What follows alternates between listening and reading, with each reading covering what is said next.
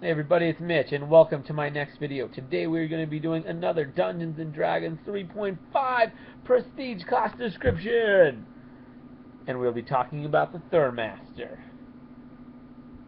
Yeah. So, the Thaumaturgist, however you pronounce it, I'm not really sure on that one. Anyways, he's a really interesting class. Basically, he's a cleric that focuses on summoning. Basically what a Thaumaturgist is. Really the only requirements are spell focused conjuration and the ability to cast lesser planar allies, which is a cleric only spell. So pretty much you have to be a cleric in order to take this class, which kind of sucks, but there's other ways around it. I'm sure there's a few classes in a few other books that would have that as well. So you could go that way as well, but cleric's kind of the standard route. One thing that's interesting, when you're playing this class, you're still basically going to be a cleric. You're not going to change who you are. Really, the only thing you change in terms of how you play your character is now you focus on summoning. That's really the only difference in how you play your character. So yeah, if, you're a good cleric fighting for Pelor or whoever you're fighting for, you're still going to be that same guy fighting for the same quest. It's not like you just radically changed your character like most prestige classes do, where you start focusing on the prestige class. No, this one you're still focusing on your base class. You just now have that little summoning that's more how you fight. That's really it. It's only 5 levels for this class too, so that would probably explain why it's not such a huge character impact. It's kind of small, really.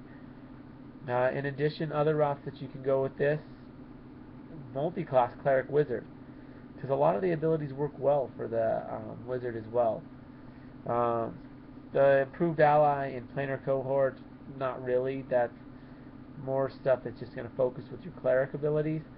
But the augmented summoning, extended summoning, and contingent conjuration, that'll all work just fine with your summoning spells. So your summon monster spells, you could use those for that as well. So definitely a way to go. Summon Nature's Ally, probably not. That's more of a druid thing, and I just don't see a cleric druid hybrid working all that well. It's too much overlap of the same stuff.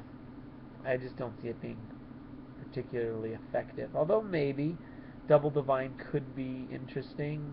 Maybe, I don't know. They really need to have a better prestige class than this to make that work. Anyways, well, what does the Thaumaturgist get? Like I mentioned, some of these things. Improved ally. Basically, you can you don't have to pay the heavy cost that you normally do. You can get that reduced. Now, if you're playing by epic rules, which I often do, if you roll super high, you could probably get them to do it for free if you can make them a fanatic. So that's definitely a way to go. Yeah, which you'll have to look it up in the epic. It's pretty high rolls you'll need for that, but they're definitely possible from friendly at early levels. So I would definitely include that, although I'd also include that if you happen to roll bad, then maybe he's going to charge double. Yeah, or more, maybe even charge triple if you happen to roll really bad. Well, actually, no, just double if you happen to roll bad. So, yeah, what else? Augment summoning, basically, your summons are a little bit stronger. Really, it's just a feat. Augment summoning is all it is.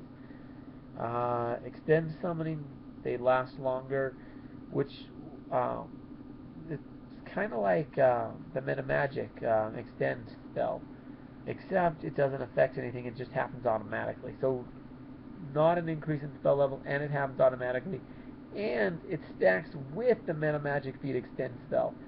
I mean, you do have to have it go up a level to do that. Well, not go up a level, but use a higher level spell slot to do that. But you're talking triple the length now, so that could be useful.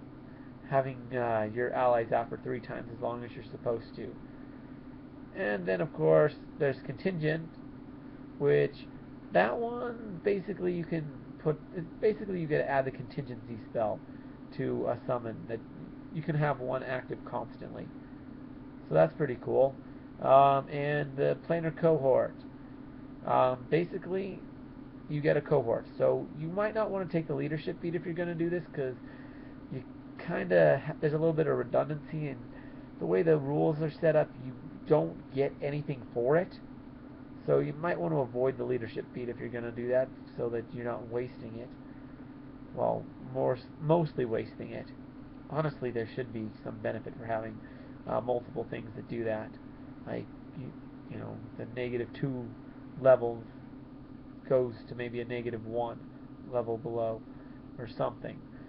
You know, you gotta give them something for that. But that's what I would do, at least. If I was running the game, I'd probably, if you had a leadership feat, I'd probably say, okay, well, you can do that, or I might just let you have 2 cohorts. I don't care. That'd be interesting. It's a little harder to run, but I think it'd be better to just say, hey, you can be a -1 level lower instead of 2. That's what I would do for their ECLs. But yeah, that's pretty cool. You get basically additional cohorts. Kind of expensive to get them with this route, but definitely a cool cohort. That's really all there is about the Thaumaturgist, though. So, or Thaumaturgist, or I'm terrible at pronouncing these things. Yeah, Thaumaturgist. Yeah, I think that's right. Anyways, that's all I have to say about it. Feel free to leave it in the comments. Yeah, sorry about mispronouncing it for most of the video. Anyways, also like the video. I know I messed up, but it was interesting, right? Entertaining. Thumbs up, right? Also, subscribe to my channel, because I have a ton more videos, and most of them are pretty awesome. So, if you want to see them all, subscribing will make it a little easier. So definitely hit that subscribe button too. Anyways, I'm Mitch. I'll be seeing you.